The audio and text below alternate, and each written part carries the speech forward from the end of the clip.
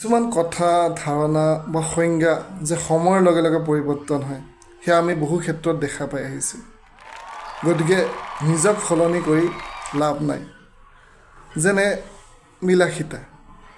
বিলাসিতাৰ আজিৰ যি ধাৰণা আৰু আজিৰ পৰা 30-40 বছৰ যদি আগলৈ ঘূৰি যাওঁ তেতিয়াহ'লে তাৰ ধাৰণা সম্পূৰ্ণ বেলেগ আছিল।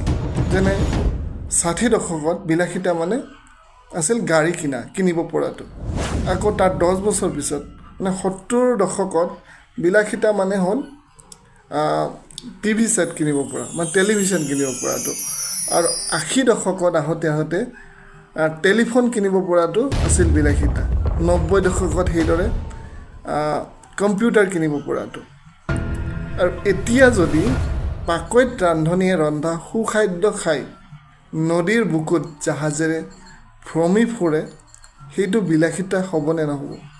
নহয়, আজিৰ তাৰিখত সেইটো বিলাসিতা বুলি নকয়। তেতিয়াহ'লে বিলাসিতা মানে কি? আজিৰ দিনত বিলাসিতা মানে হ'ল আপোনাৰ নিজৰ বাৰীত হোৱা জৈৱিক খাদ্য সম্ভাৰ খাব পৰাটো।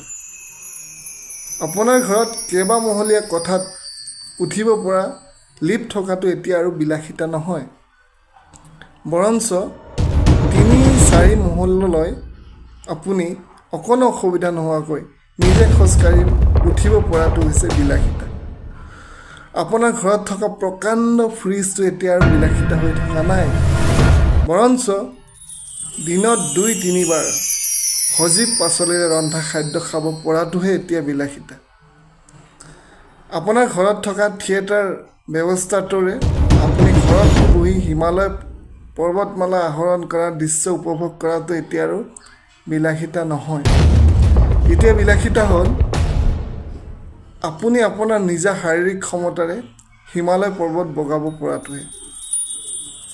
আমেৰিকাত ব্যয়বহুল চিকিৎসালয় এখনত চিকিৎসা লোৱাটো এতিয়া মুঠেই বিলাসিতা নহয়। তেন্তে এতিয়া বিলাসিতা কি? এটি মৰমীয়াল পৰিয়ালৰ লগত সহানুভূতিশীল এজাক বন্ধু বান্ধৱীৰে পৰিৱেশত যদি সুস্বাস্থ্য আৰু সুখেৰে এক প্ৰদূষণমুক্ত অঞ্চলত যদি আপুনি বাস কৰি আছে, আজিৰ তাৰিখত সেইটো হৈছে আটাইতকৈ ডাঙৰ বিলাসিতা। দ্ৰুতগতিত হেৰাই যাব ধৰা প্ৰেম, ভালপোৱা, মৰম, চেনেহ, সহানুভূতিতা, সমমৰ্মিতা, এইবোৰ জানো বৰ্তমান আচল বিলাসিতা নহয়?